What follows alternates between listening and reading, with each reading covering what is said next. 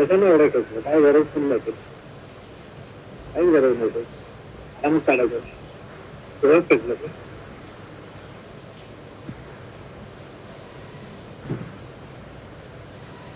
त्यामुळे काढलं.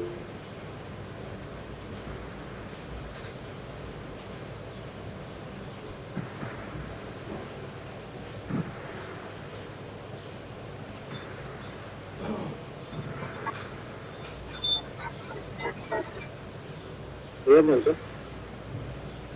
येत नव्हतं.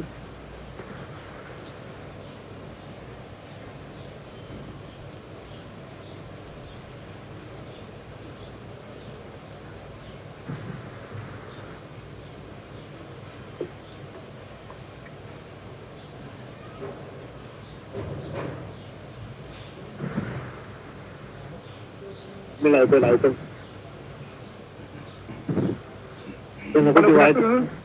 Hello, good afternoon. आप लोगों को मेरी आवाज आ रही है? आवाज येते का सगळ्यांना व्यवस्थित? हो येतोय आवाज. ठीक है. आजचा टॉपिक जो है ना गाड़ी का पेपर बद्दल. आज का जो टॉपिक है हम लोग गाड़ी के पेपर्स के बारे में बात करेंगे. जो पेपर्स आप गाड़ी के साथ कैरी करते हैं ना, आरसी बुक, इंश्योरेंस है, आपका गाड़ी का पीयूसी है, कौन से पेपर कैरी करते हैं उसके बारे में कुछ डाउट है आपकी गाड़ी के पेपर्स के बारे में तो प्लीज पूछो. तो ये डाउट क्लियर हो, ये टॉपिक क्लियर होगा आपको. ओके, आपका ये जो वीडियो मोड है, कैमरा उसको ऑफ कीजिए प्लीज. साधना मैडम, कैमरे को ऑफ कीजिए प्लीज.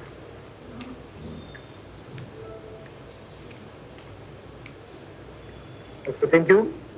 देखिए, अगर कोई सवाल है आपका तो आप उसको अनम्यूट करके पूछ सकते हो, लेकिन बाकी वक्त में उसको म्यूट ही रखिए. आपका पीछे का जो बैकग्राउंड नॉइज है वो आता है बीच में, बाकी लोगों को डिस्टर्ब करना है. तो मैं मेरा स्क्रीन आपके साथ शेयर करूंगा ताकि आप वो पीपीटी देख पाए. 2 मिनट रुकिए, मुझे बाकी लोगों को अटेंड करने के लिए जगह दिए, टाइम दीजिए.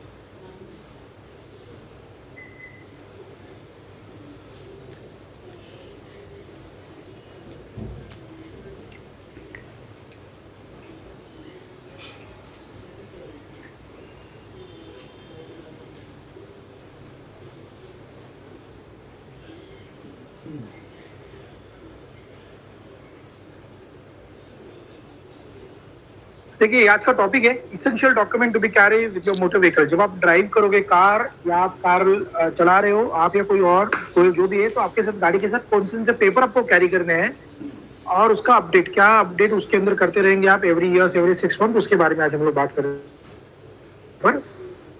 तो उसमें देखो, पहला आता है ये जो लिस्ट है, डॉक्यूमेंट का लिस्ट है, registration certificate of motor vehicle, जिसको पहले आप लोग आरसी बुक ऐसे कहा करते थे, क्योंकि वो पहले बुक मिलता था, पहले एक बुक के जैसा मिलता था वो.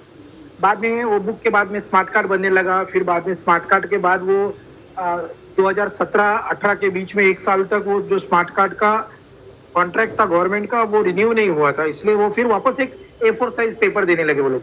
आप में से जिनके पास 17-18 के आसपास की गाड़ी है, आपने 2017 या 2018 में जिसने गाड़ी खरीदा होगा, उसका जो आरसी बुक है वो A4 साइज का पेपर मिलेगा आपको. और बाद में फिर वापस कार्ड शुरू हो गए. तो एक छोटा स्मार्ट कार्ड है ये, जैसे आपका लाइसेंस होता है ना, वैसे जैसे आपका पैन कार्ड, आधार कार्ड का साइज है, वही साइज का एक स्मार्ट कार्ड मिलेगा आपको.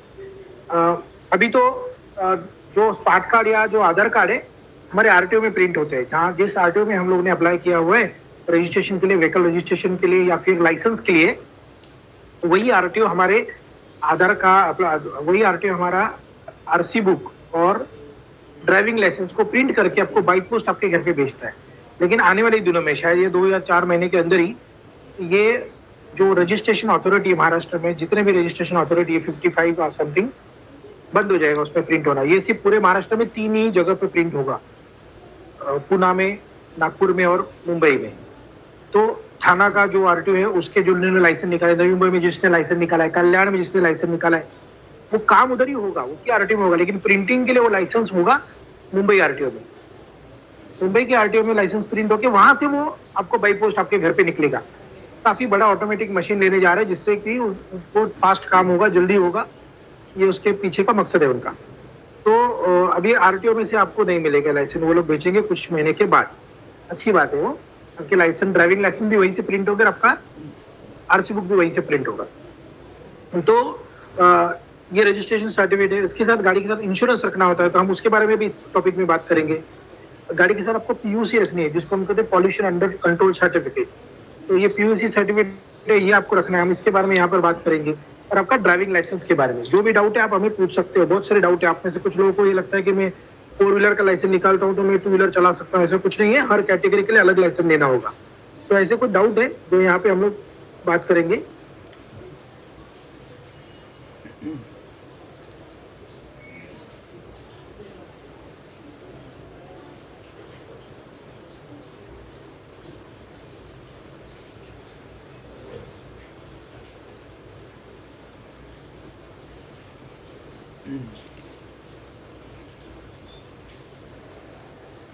ओके, तो देखो ये आरसी बुक में ये जो मैं बात कर रहा था ना, A4 साइज का पेपर मिलता था 2017-18 के बीच में, तो ये ऐसा होगा। आप अपनी कार का, अपनी मोटरसाइकिल का आरसी बुक ढूंढो, आज ये मेरा टॉपिक खत्म होगा ना, तो ये सारे डॉक्यूमेंट आप कहीं पे लिख के रखो, इसको ये याद रखो। आपको ये 4 डॉक्यूमेंट घर पे ढूंढने हैं, एक्चुअली 4 नहीं 5 डॉक्यूमेंट आपको घर पे ढूंढने हैं आपकी गाड़ी के। ये ढूंढो, इसको प्रॉपर फाइलिंग करो एक जगह पर, उसको किसी पाउच में या किसी इन्वेलप में इसको संभाल के रखो, नहीं तो जिस दिन आपको जरूरत पड़ेगी उस दिन आपको मिलेंगे नहीं। अगर आपका गाड़ी में, वापस एक बार दोहराऊं, अगर आपका 2017-18 के आसपास अपनी गाड़ी खरीदा है तो आप ढूंढने जाओगे कार तो मिलेगा नहीं, कुछ ऐसा डॉक्यूमेंट आपको आया होगा। और ये डॉक्यूमेंट अगर आपको वहां पे नहीं मिल रहा है तो आपको इसको बनाना होगा नया, और इसको बनाने में जो तकलीफ होती है या जो प्रोसेस है वो आपको बता दूंगा मैं। देखो ये है RC book, registration certificate of motor vehicle. Okay, ऐसा मिलेगा, सर्टिफिकेट ऑफ रजिस्ट्रेशन लिखा हुआ है, इसके अंदर पूरा डिटेल्स लिखा हुआ है। वो डिटेल आपके कार्ड में भी होता है। ओके, सेम डिटेल आपके कार्ड में भी है। तो ये आरसी बुक की जो है वो उसका ही एक पार्ट है, मतलब यही है, वो सेम है वो। अब ऐसा मिलेगा आपको कार्ड, ये स्मार्ट कार्ड है। इस कार्ड, स्मार्ट कार्ड का मैंने बैक साइड नहीं बना यहाँ पे किया है, लेकिन इसके बैक साइड में एक छोटा सा चिप होता है, जैसे आपका सिम कार्ड होता है ना, वैसे एक छोटा चिप होता है। इसको संभालना है आपको, इसको डैमेज नहीं होने देना है। अभी देखो मेरे पास एक केस है, अभी यहाँ पर एक गाड़ी आया मेरे पास ट्रांसफर के लिए, यहाँ पर ओनरशिप ट्रांसफर के लिए मेरे पास एक गाड़ी का पेपर आया। एक कस्टमर था हमारा, उसका गाड़ी उसने कहीं से खरीदा था, तो वो हम लोग ने जब यहाँ पर ट्रांसफर के लिए आरटीओ में सबमिट किया तो पता चला कि उसका जो चिप है, जो आरसी बुक के पीछे की तरफ, ये फ्रंट साइड है, बैक साइड में महाराष्ट्र का मैप है और उसके बाजू में एक छोटा सा चिप है। ये चिप है ना, उसको उनके मशीन में रीड नहीं हो पा रहा है, करप्ट हो गया चिप। जैसे सिम कार्ड करप्ट हो जाता है वैसे करप्ट हो गया। तो अभी इन ऐसे केसेस में अगर वो चिप रीड नहीं हो रहा है ना, तो ऐसे केसेस में ओनर खुद लगता है वहां पे वेरिफिकेशन के लिए। अब जिसके पास से गाड़ी खरीदा वो ओनर तो अभी है नहीं, वो उधर कंपनी के काम के लिए बाहर है 4-5 महीने के लिए। अब वो जब आएगा तब गाड़ी का पेपर ट्रांसफर होगा, लेकिन तब तक कुछ नहीं कर सकते हम। तो आपके घर में जो ये स्मार्ट कार्ड है उस पर जो चिप है, उसको, ये स्मार्ट कार्ड को संभल के रखो, उसको डैमेज मत होने दो। अगर वो डैमेज हो गया, क्यों डैमेज होगा? ये मिस हैंडलिंग की वजह से, स्क्रैचेस की वजह से, या फिर आपने वो चिप को किसी स्ट्रॉन्ग मैग्नेटिक फील्ड के पास रख दिया। कई बार हम इसको म्यूजिक सिस्टम के ऊपर रख देते, कई बार टीवी पे रख देते। तो ऐसे कोई भी जहाँ से स्ट्रॉन्ग मैग्नेटिक फील्ड हो सकता है, मैग्नेट या मैग्नेट जो है, इसे इसके तरफ मत लेके जाओ उसको। और इलेक्ट्रॉनिक जो चीजें उनके ऊपर तो रखना मत, उसको कभी स्क्रैच नहीं आने देना है, उसको टूटना नहीं चाहिए, बस इतना बात ध्यान में रखना है आपको। अभी क्या क्या है इसके अंदर क्या क्या होता है तो ध्यान से देखें। ये सर्टिफिकेट ऑफ रजिस्ट्रेशन, ओके, इसमें ऊपर जो है वो आपका गाड़ी का रजिस्ट्रेशन नंबर है। MH stand for Maharashtra, Gujarat रहेगा तो GJ रहेगा, गोवा का GA गोवा रहेगा, दिल्ली का रहेगा DL रहेगा। तो पहला 2 अल्फाबेट जो है वो स्टेट को रिप्रेजेंट करेगा, GJ। 04 जो है वो कंसर्न आरटीओ को, स्टेट में का जो आरटीओ, 04 मतलब थाना आरटीओ, 43 नवी मुंबई, ओके। तो 06 रहेगा तो पेड़ है, 46 रहेगा तो पनवेल है। तो अलग अलग आरटीओ का नंबर दिए गए, हर आरटीओ का अपना एक नंबर है। तो ये जो है वो नंबर को रिप्रेजेंट, आरटीओ को रिप्रेजेंट करेगा, जिस आरटीओ में आपका गाड़ी रजिस्टर है उस आरटीओ को रिप्रेजेंट करेगा। ओके, उसके बाद जो आगे जो है एमएच मतलब महाराष्ट्र, उसके बाद में GU, MH04 तो आपको समझ में आया। ओके, इसके बाद में जो GU है ये सीरीज है, सीरीज। हर आरटीओ ने अपना एक सीरीज चालू किया है। जैसे फॉर एग्जांपल जब भी नया आरटीओ, अभी कोई नया आरटीओ नया आरटीओ खुल रहा है नासिक के आसपास, तो वो आरटीओ में क्या जो नंबर रहेगा समझो MH54 ऐसा रहेगा, तो आगे यहाँ पर आएगा ए की डिजिट आएगा, सिंगल डिजिट A 0001 0002, ये जो आगे का 7848 है ना, ये रजिस्ट्रेशन नंबर है गाड़ी का। तो ये रहेगा 4 डिजिट का 9999। उसके बाद में फिर 999 के बाद जो A था अल्फाबेट वो B हो जाएगा, तो B1 B2 ऐसा B9999। तो ऐसे करते करते वो Z तक आ जाएगा, उसका अल्फाबेट ऐसे करते करते Z तक आ जाएगा। Z आ गया तो उसके बाद में फिर वापस शुरू हो गया नया सीरीज। तो वो कैसे करेंगे नया सीरीज को, तो A देखो सीरीज कैसे चेंज हुआ। अभी पहले एक अल्फाबेट था ना, अभी डबल अल्फाबेट आ गया। तो यहाँ पे मैक्सिमम दो अल्फाबेट हो सकते हैं। MH04 के बाद इधर मैक्सिमम 2 अल्फाबेट हो सकते हैं। तो AA001 से लेके 9999, फिर AB AC AD, ऐसा AZ के बाद शुरू होगा BA BB BC, ऐसा Z तक चलेगा सीरीज। फिर इन्होंने क्या किया कि इस चीजों को और आसान बनाने के लिए उन्होंने क्या किया कि 2 व्हीलर के लिए एक अलग सीरीज रख दिया। समझो अभी ये GU सीरीज है ना, ये उस वक्त 2015 में ये GU सीरीज कार के लिए, प्राइवेट कार के लिए दिया है। ऑल प्राइवेट कार उस पूरा ये GU सीरीज में डाल दिया। कमर्शियल व्हीकल ट्रक के लिए अलग सीरीज रख दिया ताकि उनको आसान हो इसको रिकॉर्ड में रखना, रिकॉर्ड ढूंढना। ऑटो रिक्शा के लिए अलग सीरीज दे दिया, BF ऑटो रिक्शा के लिए दे दिया। ठीक है, तो अलग अलग सीरीज उन्होंने दे दिया कि अलग अलग, फिर एक सीरीज खत्म हो जाएगा तो नया सीरीज चालू कर देंगे वो। ओके, तो ये गाड़ी का रजिस्ट्रेशन नंबर, ये registration number all over Maharashtra में कितने भी ओनर खरीदो गाड़ी को, कितने भी ओनर चेंज होने दो, रजिस्ट्रेशन बदलेगा नहीं, रजिस्ट्रेशन नंबर वही रहेगा। उनका ओनरशिप चेंज होगा, एड्रेस चेंज होगा, लेकिन नंबर एक बार गाड़ी में आ गया, अलर्ट हो गया, तो वो लाइफ टाइम गाड़ी का जब तक लाइफ है इधर महाराष्ट्र में स्टेट के अंदर तब तक सेम नंबर रहेगा। अभी अगर स्टेट चेंज हो गया, फॉर एग्जांपल एक गाड़ी है DL दिल्ली का गाड़ी है और वो गाड़ी आपने महाराष्ट्र में खरीदा, तो आपको महाराष्ट्र में उसका रजिस्ट्रेशन चार्जेस भरना पड़ता है और उसको फिर से महाराष्ट्र में रजिस्टर करना पड़ता है और उसका टैक्स पे करना पड़ता है। तो उस वक्त फिर उसका रजिस्ट्रेशन नंबर चेंज होता है, फिर ये DL का फिर MH हो जाएगा, जो भी नंबर यहाँ से आएगा वो बस उसी हालत में नंबर चेंज होगा। नहीं तो आपने सेकंड हैंड गाड़ी खरीदा है, वो गाड़ी पहले पूना में रजिस्टर था, अभी आप उसको थाना या नवी मुंबई में लेके आओ तो नंबर चेंज होगा, ये नंबर वही रहेगा, नंबर चेंज नहीं होता है। ओके, इसके बाद उसके बाजू में देखो राइट साइड में MH14642499 ऐसे एक नंबर लिखा हुआ है, ये इस डॉक्यूमेंट का नंबर है। जैसे कि आप कोई सर्टिफिकेट लेते हो तो सर्टिफिकेट पे सर्टिफिकेट नंबर होता है, राइट। आप बिल लेते हो तो बिल नंबर होता है, वो यूनिक होता है ना, वो फिर वापस रिपीट नहीं होता। तो वैसे ही इस डॉक्यूमेंट का नंबर ये है। अगर कल ये ओनरशिप चेंज हो गया तो ये आरसी बुक के ऊपर का डिटेल्स, कोई भी डिटेल, कोई भी एनीथिंग, अगर मैं आरसी बुक पे कोई भी डिटेल चेंज करता हूँ तो ये डॉक्यूमेंट चेंज हो जाएगा ना, ये मैं जमा करूंगा आरटीओ में और आरटीओ मुझे दूसरा डॉक्यूमेंट देगा, तब ये डॉक्यूमेंट नंबर चेंज होगा। तो ये आइडेंटिफिकेशन के लिए डॉक्यूमेंट का उसको क्या कहते हैं, डॉक्यूमेंट आइडेंटिफिकेशन नंबर है ये।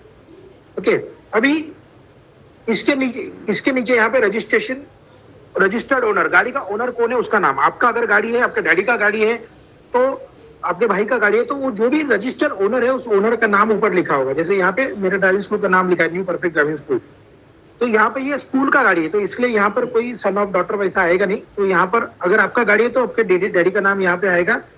ओके, देन पर्पस में फिर वो कमर्शियल पर्पस का गाड़ी है क्या, वो अगर ड्राइविंग स्कूल गाड़ी इसलिए यहाँ पे ऐसा लिखा है, नहीं तो कमर्शियल रहेगा, प्राइवेट गाड़ी रहेगा तो लिखा रहता है, उसका पर्पस लिखा होता है। रजिस्ट्रेशन डेट, अभी ध्यान से देखना, ये रजिस्ट्रेशन डेट मतलब जिस दिन गाड़ी आरटीओ में रजिस्टर्ड हुआ वो डेट है। ओके, जिस दिन गाड़ी आरटीओ में रजिस्टर्ड हुआ वो डेट। तो ये 15/4/2015 को ये गाड़ी रजिस्टर हुआ था आरटीओ में, लेकिन ये बना कभी था गाड़ी, तो नीचे देखो मैन्युफैक्चरिंग डेट लिखा है, नीचे से थर्ड रो देखो, नीचे से थर्ड रो में लिखा है मैन्युफैक्चरिंग डेट, मार्च 2015 में ये गाड़ी बना और अप्रैल 2015 में गाड़ी रजिस्टर्ड हुआ। तो ये दोनों में फर्क हो सकता है। मैन्युफैक्चरिंग, समझो मैन्युफैक्चरिंग है नवंबर का, तो इधर लिखा होगा 2023 नवंबर, अभी आप कोई गाड़ी बनेगा तो, और उसको आप जनवरी फरवरी में लेने जाओगे 24 में, तो ऊपर रजिस्ट्रेशन डेट आएगा। गाड़ी का लाइफ पकड़ा जाता है रजिस्ट्रेशन डेट से आगे। जिस दिन गाड़ी का रजिस्ट्रेशन डेट रहेगा उसके आगे, एक्चुअल उसके आगे 15 साल। अभी क्या होता है, समझो कोई गाड़ी मैं आज लेने गया और वो 2022 का मैन्युफैक्चर्ड है लेकिन बिका ही नहीं है, डीलर के पास वो गाड़ी बिका ही नहीं है, तो उसका रजिस्ट्रेशन उसका मैन्युफैक्चरिंग डेट रहेगा 2022 और अब तो 23 चल रहा है। तो ऐसे वक्त में फिर आपको आपका डीलर जो है वो उस गाड़ी के ऊपर अच्छा खासा डिस्काउंट देता है। इसलिए आप अगर ध्यान से देखोगे तो नवंबर दिसंबर के आसपास अच्छा डिस्काउंट आता है गाड़ियों के ऊपर। या जनवरी में उससे भी अच्छा डिस्काउंट मिलता है, क्योंकि जनवरी में जो गाड़ियां होती है वो मैन्युफैक्चर्ड हुआ होता है अक्टूबर नवंबर दिसंबर के आसपास। वो टाइम में डिमांड भी ज्यादा होती है फेस्टिवल्स की वजह से, लेकिन उस टाइम जो गाड़ियां बिकती नहीं है वो आपको 15-50 हजार डिस्काउंट में आपको जनवरी फरवरी में सेम गाड़ी मिल जाएगी आपको। तो कोई दिक्कत नहीं होता है, उसमें सिर्फ मैन्युफैक्चरिंग डेट अलग रहेगा और आपका रजिस्ट्रेशन डेट अलग रहेगा। तो रजिस्ट्रेशन डेट के आगे गाड़ी का वैलिडिटी पकड़ा जाता है। अब ये कितना दिन तक वैलिड है गाड़ी, रजिस्ट्रेशन डेट के बाद में वैलिडिटी, तो कितना दिन वैलिड है गाड़ी। तो यहाँ पर देखो, ये सबसे लास्ट वाला रो में लिखा है एड्रेस, और एड्रेस के ऊपर लिखा है रजिस्ट्रेशन वैलिडिटी। तो ये गाड़ी वैलिड है 14/4/2030 तक, मतलब मेरा जो गाड़ी है 2030 तक वैलिड है। उसका लाइफ कभी तक है, 2030 तक। जिस दिन गाड़ी रजिस्टर हुआ उसके बाद 15 साल तक मेरा गाड़ी रजिस्टर्ड होता है। प्राइवेट गाड़ियां 15 साल तक रजिस्टर्ड होती है, कमर्शियल व्हीकल एक एक साल में उनको पासिंग करना पड़ता है, लेकिन 2030 तक मेरा गाड़ी वैलिड है। तो आपकी गाड़ी पे भी ऐसा वैलिडिटी लिखा होगा। अगर आपका गाड़ी का वैलिडिटी अभी खत्म हो गया है, मतलब अभी 2023 में खत्म हो रहा है, तो आपको उसके लिए वापस से टैक्स पे करना होगा, जिसको ग्रीन टैक्स कहा जाता है। तो ग्रीन टैक्स पे करके आप गाड़ी को 5 इयर्स के लिए एक्सटेंशन ले सकते हो। अभी तक अलाउ किया है महाराष्ट्र गवर्नमेंट ने। दिल्ली गवर्नमेंट ने क्या किया, 10 साल के ऊपर का डीजल व्हीकल को उन्होंने बैन कर दिया, डीजल व्हीकल नहीं चलेगा। महाराष्ट्र में चलता है, यहां पर चलता है महाराष्ट्र में। मुंबई के अंदर हेवी मोटर व्हीकल 8 साल के ऊपर का बैन, 8 साल के ऊपर का हेवी मोटर व्हीकल उधर नहीं चलेगा मुंबई में। तो 8 साल के ऊपर का अगर कोई व्हीकल है तो वो अलाउड नहीं है, लेकिन प्राइवेट व्हीकल चलेगा। प्राइवेट व्हीकल के लिए कोई प्रॉब्लम नहीं। आने वाले दिनों में ये लोग ऐसा सोच रहे हैं कि डीजल व्हीकल 2027 तक डीजल व्हीकल को बंद कर दिया जाए। ऐसी सिटीज जहां पर 10 लाख से ज्यादा पॉपुलेशन है, तो हो सकता है गवर्नमेंट आने वाले दिनों में डीजल व्हीकल को मेट्रोपॉलिटन सिटीज में जहां पे 10 लाख से ज्यादा लोक संख्या है, जहां पे जिनकी जनसंख्या 10 लाख से ज्यादा उस सिटी में बैन कर दे। ओके, तो ये गाड़ियां खरीदते वक्त इन छोटे छोटे फैक्टर्स को भी याद रखना बहुत जरूरी है। ओके, अभी ये तो वैलिडिटी हो गया, राइट। अभी दूसरा पार्ट देखेंगे हम उसके नीचे, कलर ग्रेनाइट ग्रे। मेरे गाड़ी का कलर है ग्रेनाइट ग्रे। ये कलर जो कंपनी से हो क्या है वो कलर है, इसको आप अपने मन से चेंज नहीं कर सकते। आपका गाड़ी व्हाइट है, मैं आपने सोचा मैं इसको रेड करूंगा, नहीं कर सकते, बिल्कुल नहीं। आपको इसको करना ही है तो आपको आरटीओ से पहले परमिशन लेनी होगी कि मुझे इसका कलर चेंज करना है। तो आरटीओ आपको उसको एक परमिशन ऑर्डर देगा। ये ऑर्डर लेने के बाद आप गाड़ी का कलर चेंज करके फिर आरटीओ में जाके उसको इंस्पेक्शन कराओ। आरटीओ कलर चेंज हुआ कलर देखेगा प्रॉपरली, उसके बाद वो उसको फिटनेस देगा कि ये अभी एक और इसको एंडोस करेगा, फिर ये कलर निकल के जो भी कलर आपने डाला है वो कलर इसके ऊपर एंडोस हो जाएगा। तो ये उसका एक्चुअल प्रोसीजर है, बिना any intimation to the RTO, without any permission. आप इस आरसीयू पे जो भी लिखा हुआ है डिस्क्रिप्शन, उसमें कुछ भी चेंज नहीं कर सकते, नथिंग, कुछ भी नहीं, without any permission. Okay, then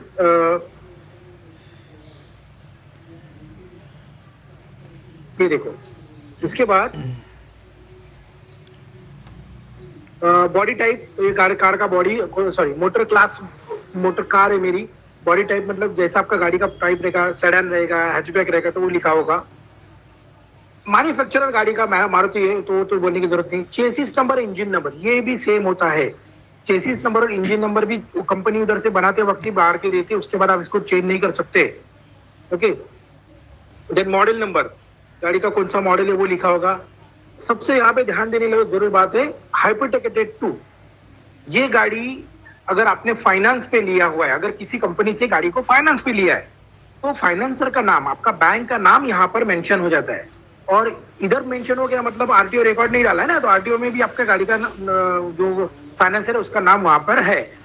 जब हम लोग गाड़ी खरीदते हैं तो हम एक एग्रीमेंट साइन करते हैं कंपनी के साथ कि आपने उनके पास से जो लोन लिया है तो उसके लिए आपका गाड़ी इनके पास गिरवी है।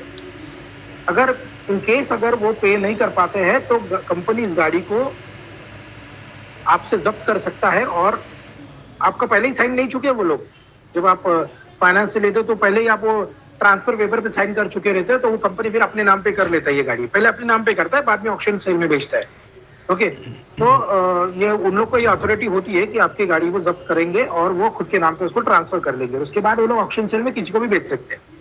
तो इसलिए यहाँ पे हाइपोथेकेटेड टू लिखा हुआ है। जिस दिन आपका लोन खत्म हो गया, आपने सारी किस्तें पे कर दी, पूरा लोन क्लियर हो गया आपका, आपको लगता है मेरा गाड़ी का लोन खत्म हो गया, यस, अभी डॉक्यूमेंट का मैटर जब आता है तो आपको ये लोन खत्म हो गया करके इंटीमेट करना पड़ता है आरटीओ को कि हमने सारी किस्तें पे कर दी है और अब हमारे जो रिकॉर्ड है, जो आरटीओ में आपका रजिस्ट्रेशन रिकॉर्ड है, उसमें से इसका हाइपोथेकेशन को कैंसिल करो, क्योंकि जब तक हाइपोथेकेशन कैंसिल नहीं होगा ये गाड़ी आपकी है ही नहीं, अभी भी गाड़ी गिरवी है। आप ना गाड़ी किसी को बेच सकते हो, ना इसके अंदर कुछ चेंजेस कर सकते हो। विदाउट परमिशन आप इसके अंदर कोई भी चेंजेस नहीं कर सकते। इवन आप आरटीओ के पास जाओगे अभी परमिशन के लिए तो आरटीओ परमिशन नहीं देगा, वो कहेगा पहले एनओसी लेके आओ बैंक के पास से, क्योंकि बैंक का नाम लिखा हुआ है। अगर आप गाड़ी किसी को बेचोगे तो उसके नाम पे ट्रांसफर नहीं होगा, परचेसर के नाम पे, जब तक ये लोन कैंसिल नहीं हो जाता है। और वो करने का एक प्रोसीजर है, उस प्रोसीजर के लिए आपको आपके बैंक में जाना होगा। आपको आपकी बैंक फॉर्म नंबर 35 एक एनओसी देती है, जो एनओसी और फॉर्म नंबर 35 आपको आरटीओ में सबमिट करना है, आपका आरसी बुक सबमिट करना है, तब जाके ये कैंसिल होगा।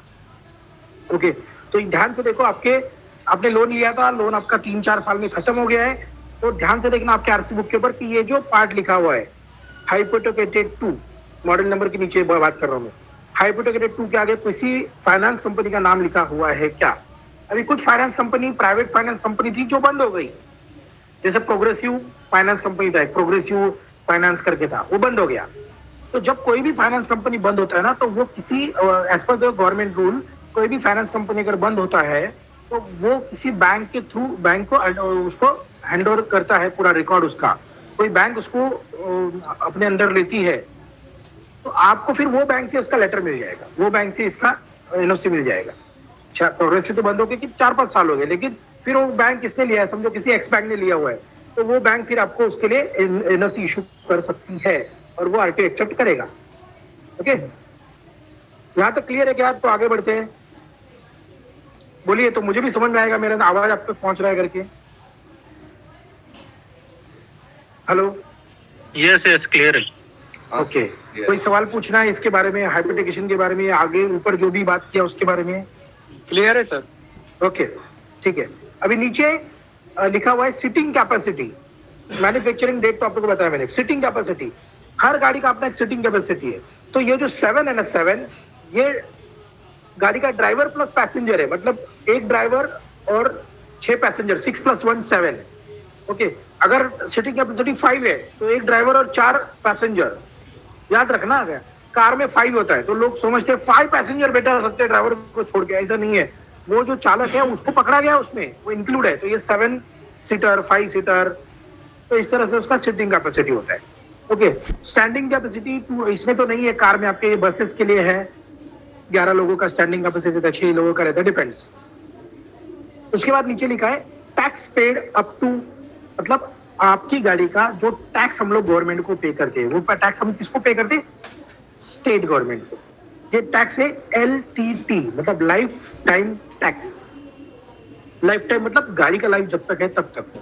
अब गाड़ी का लाइफ कब तक है, तो नीचे वैलिडिटी लिखा हुआ है गाड़ी का लाइफ का, रजिस्ट्रेशन वैलिडिटी 2030 तक, 14 अप्रैल 2030 तक मैंने टैक्स पे कर चुका हूं। मैं जब मैंने गाड़ी खरीदा था तो उसका टैक्स मैंने पे कर चुका हूं।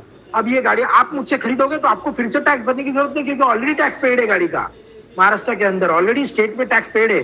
तो जो सेकंड परचेसर, थर्ड परचेसर जो भी होगा उसको फिर से टैक्स भरने की जरूरत नहीं, क्योंकि इसका ऑलरेडी टैक्स पेड हो चुका है। आपको टैक्स नहीं भरना है, सिर्फ आपको उसका टैक्स का रिसिप्ट संभाल के रखना है। अगर आपके पास टैक्स का रिसिप्ट है तो बेहतर होगा, आपका आगे काम आएगा। ओके, हाँ, लेकिन स्टेट चेंज हो गया, समझो दिल्ली से महाराष्ट्र में अपनी गाड़ी खरीदा, आपने गुजरात का गाड़ी खरीदा, तो ऐसे वक्त में आपको फिर महाराष्ट्र गवर्नमेंट का टैक्स पेड करना होगा। फिर उस वक्त कितना टैक्स पेड करने का, तो गाड़ी का लाइफ 15 ईयर्स है, 15 साल गाड़ी का लाइफ है। फिर 15 साल में आपने गाड़ी यहाँ पर वो स्टेट में कितने साल इस्तेमाल किया, और फिर आज का गाड़ी का जो वैल्यूएशन है वो निकाला जाएगा और उस वैल्यूएशन के हिसाब से आपका टैक्स होगा। ये 9 से 12% के करीब होता है गाड़ी का वैल्यूएशन का, 9 to 12%। फिर उसमें डीजल के लिए अलग है टैक्स है, सीएनजी एलपीजी गाड़ियों के लिए अलग टैक्स है, पेट्रोल गाड़ी के लिए अलग सा टैक्स है। हर गाड़ी का टैक्स स्लैब अलग अलग है, 9 से 12% के आसपास होगा अप्रोक्सीमेट। ओके, तो ये टैक्स तो पेड हो चुका है, लाइफ टाइम टैक्स।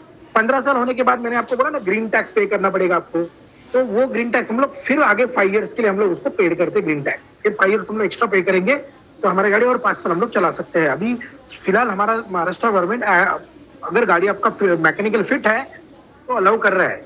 अगर आपका कार होगा तो आपको अराउंड एक 9,000 से लेके 10,000 के आसपास आता है टोटल टैक्स, ग्रीन टैक्स और आरटीओ चार्जेस टोटल मिलके। और आपका गाड़ी 5 इयर्स के लिए एक्सटेंशन हो जाता है अगर वो मैकेनिकली फिट है तो।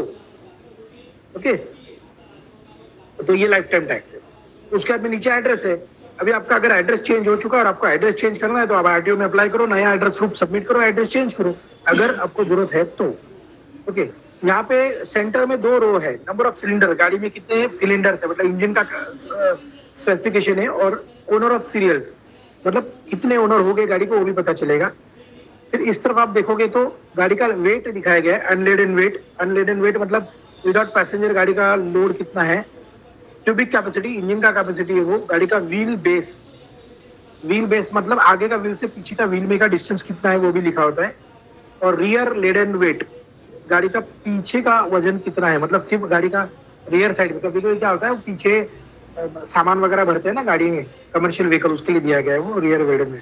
और कौन सी आरटीओ में गाड़ी रजिस्टर हो गया वो रजिस्ट्रेशन अथॉरिटी।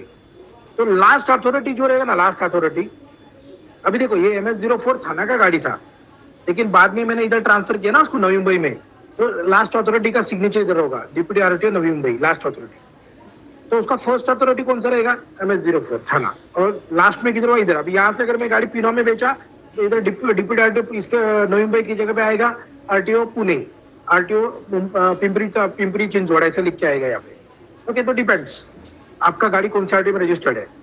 ओके, इसके ऊपर अथॉरिटी का सिग्नेचर है, ओनर का सिग्नेचर नहीं रहेगा। ओनर का सिग्नेचर कहाँ पे मिलेगा, जब आरटीओ में वो लोग उनके लॉगिन करेंगे उनका डेटा में, तो उनके डेटा में आपका सिग्नेचर मिलेगा उधर। ओनर का सिग्नेचर यहाँ पे दिखता नहीं है।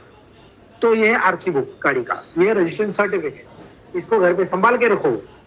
कार चलाते वक्त आप उसको डिजिटल फॉर्म में अपने मोबाइल पे रख सकते हो, मतलब डिजी लॉकर जैसी वेबसाइट से, डिजी लॉकर जो गवर्नमेंट का वेबसाइट है उसमें आप रख सकते हो, या एम परिवहन का वेबसाइट पे आप उसको रख सकते हो, ड्राइव कर सकते हो, नो प्रॉब्लम। अगर आपको कोई पुलिस वाला अगर देखने के लिए मांगेगा तो आप उसको डिजी लॉकर में दिखा सकते हो। आप उसका जेरोक्स कैरी करो तो भी कोई दिक्कत नहीं है, आप उसका जेरोक्स भी कैरी करोगे तो भी कोई दिक्कत नहीं, कोई जरूरत नहीं उसको ओरिजिनली कैरी करने का। हाँ, आप स्टेट छोड़ के बाहर जा रहे हो तो ओरिजिनल कैरी करो, लेकिन आप स्टेट के अंदर ही ड्राइव करो तो कोई जरूरत नहीं है। ओके, देन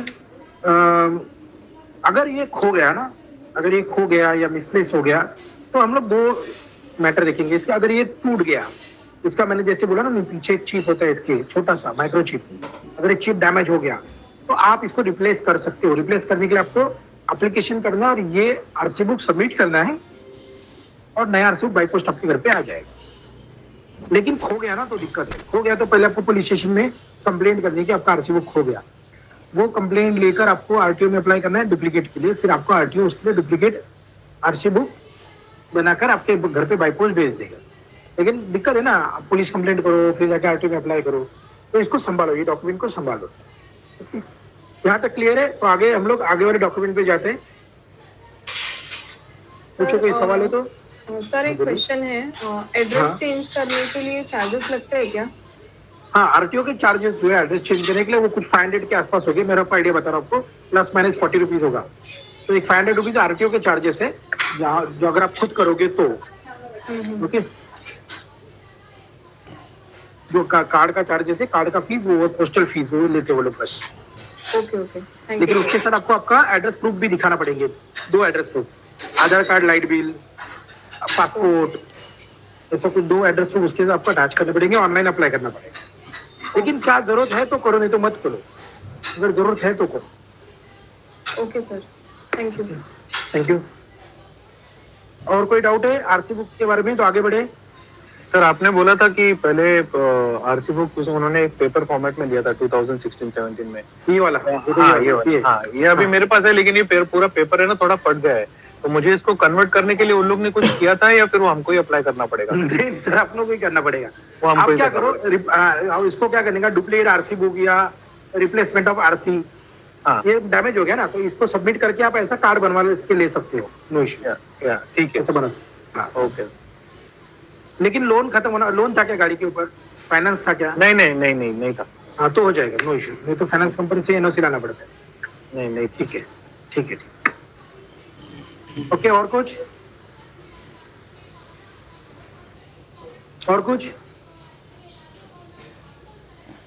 ठीक है, नेक्स्ट देखो। उसके बाद में ये देखो, ये है वो एनओसी जो मैं एनओसी बात कर रहा था ना, तो ये एनओसी है, ये आईसीआईसीआई बैंक ने दिया हुआ लेटर है, नो ऑब्जेक्शन, इसका एप्लीकेशन यहाँ से कैंसिल करो करके, ये आरटीओ को देता है, वो एक कॉपी आपको रहता है, एक आरटीओ का रहता है। और ये फॉर्म नंबर 35 है, ये फॉर्म नंबर 35, ये भी आपको बैंक ही देगा। इस पर बैंक ने देखो स्टैम्प मारा हुआ है नीचे, और सिग्नेचर है, ऑथराइज सिग्नेचर। और जो मैंने रेड में किया हुआ है ना, वहां पे ओनर का सिग्नेचर होता है। और ये दो फॉर्म, ये वाला और ये वाला, ये दोनों डॉक्यूमेंट आपको आरटीओ में सबमिट करने होते हैं। ओके, इसके बाद बात आती है इंश्योरेंस की। तो इंश्योरेंस जो होता है वो गाड़ी में मैंडेटरी है, आपको इंश्योरेंस रखना ही होगा। कौन सा इंश्योरेंस मैंडेटरी आपके लिए? तो थर्ड पार्टी इंश्योरेंस, जैसे कि लायबिलिटी पॉलिसी मैंडेटरी है। थर्ड पार्टी इंश्योरेंस को ही लायबिलिटी पॉलिसी कहते हैं। इसमें ये क्या है लायबिलिटी पॉलिसी, और तो ये क्या है, आपकी कार की वैल्यू अगर आपको चाहिए तो आपको उसके लिए जो प्रीमियम हम पे करते हैं वो हमारा फर्स्ट पार्टी पॉलिसी। ओके, और थर्ड पार्टी तो जैसे लायबिलिटी पॉलिसी मैंने बोला ना, ये जो थर्ड पार्टी पॉलिसी लायबिलिटी तो मैंडेटरी है, 2 व्हीलर हो या 4 व्हीलर हो, अबव 50 सीसी हर गाड़ी को कंपलसरी है, तो वो तो आपको निकालनी है। लेकिन अगर दोनों भी आप लोगे, मतलब थर्ड पार्टी के साथ अगर आपका गाड़ी का वैल्यू भी ऐड करोगे उसके अंदर, तो ये बन जाता है कंप्रेहेंसिव पॉलिसी, जिसमें थर्ड पार्टी भी है, फर्स्ट पार्टी भी है। अभी क्या है थर्ड पार्टी और क्या है फर्स्ट पार्टी? तो जैसे ये देखो, ये पॉलिसी है कंप्रेहेंसिव पॉलिसी, देखो ऊपर लिखा हुआ है कंप्रेहेंसिव पॉलिसी, मतलब इसके अंदर मेरा गाड़ी का भी है और इसमें मेरा गाड़ी का वैल्यू लिखा हुआ है। अगर आप ध्यान से देख सकते हो तो फर्स्ट रो है पॉलिसी डिटेल, जिसमें ओनर का डिटेल्स लिखा हुआ है। सेकंड रो में इंश्योर्ड डिक्लेयर्ड वैल्यू, इसको कहते हैं आईडीवी, गाड़ी का वैल्यू, इंश्योर्ड वैल्यू गाड़ी का है 5,10,000। ओके, तो गाड़ी का वैल्यू 5 लाख, तो इसके वैल्यू के ऊपर आपका प्रीमियम कैलकुलेट होता है। ये वैल्यू पे आपका प्रीमियम कैलकुलेट होता है। अगर आपका गाड़ी का वैल्यू 3 लाख है तो और भी कम हो जाएगा प्रीमियम। अगर गाड़ी का वैल्यू 10 लाख है तो और भी कम हो जाएगा। हर साल उसका 10% कम होते जाता है। एवरी ईयर 10%, समझो कि अप्रोक्सीमेट 10% एवरी ईयर गाड़ी का वैल्यू कम होते जाता है। तो उसके हिसाब से फिर उस डेट में उस गाड़ी का वैल्यू 5 लाख रुपीज था, तो इस हिसाब से ये प्रीमियम किया गया। अगर ये गाड़ी में मेरा गाड़ी चोरी हो गया, मेरी गाड़ी में कोई एक्सीडेंट से एक्सीडेंटल डैमेज हो गया, तो एक्सीडेंटल डैमेज, थेफ्ट, राइड्स हो गया, कुछ ऐसे कुछ केसेस में गाड़ी पे पेड़ गिर गया, अभी हुआ थोड़े दिन पहले, जो काफी दूर जोरों से आंधी चल रही थी, तभी फ्लड आ गया, ऐसे कोई इसमें डैमेजेस होता है, तो मेरा गाड़ी का मैं क्लेम करूंगा तो मुझे वो भर के मिलेगा, मुझे मिल जाएगा। लेकिन कुछ कंपनी उसमें भी बहुत सारा टाइप्स है, जैसे कि अगर गाड़ी एक्सीडेंट हुआ है गाड़ी का और गाड़ी चलाने वाला जो है वो नशीली पदार्थों का सेवन करके गाड़ी चला रहा है, ऐसे पाया गया, तो ऐसे केसेस में नहीं मिलता इंश्योरेंस।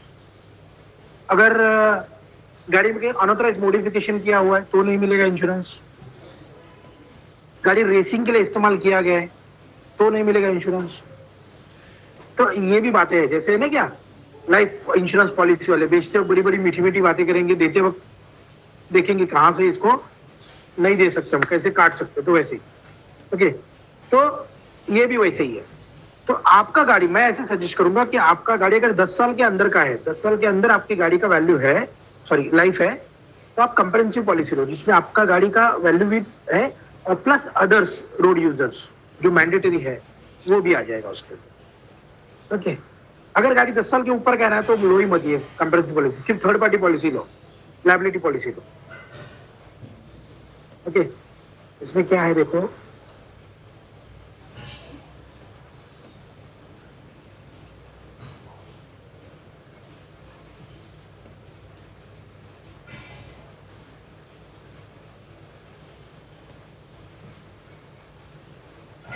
ये देखो यहाँ पर लिखा हुआ है motor two wheeler liability policy. Liability policy का मतलब मैंने बोला था आपको कि आपके गाड़ी का कीमत 0, गाड़ी का वैल्यू 0, कुछ भी हो जाए, गाड़ी चोरी हो जाए, ठोक के दिया आप, कुछ भी हो जाए, आपको 1 रुपया नहीं मिलेगा क्योंकि गाड़ी का प्रीमियम आपने पे नहीं किया है, आपकी गाड़ी का वैल्यू तो 0 माना गया उसमें।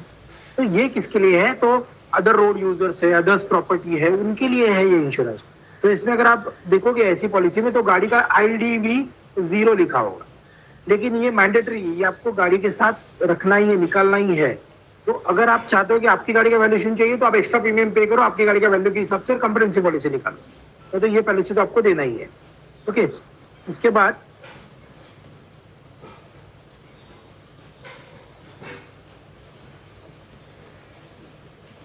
ये देखो, अब इसमें देखिएगा वैल्यू ऑफ व्हीकल जो है 0,000,000, इसमें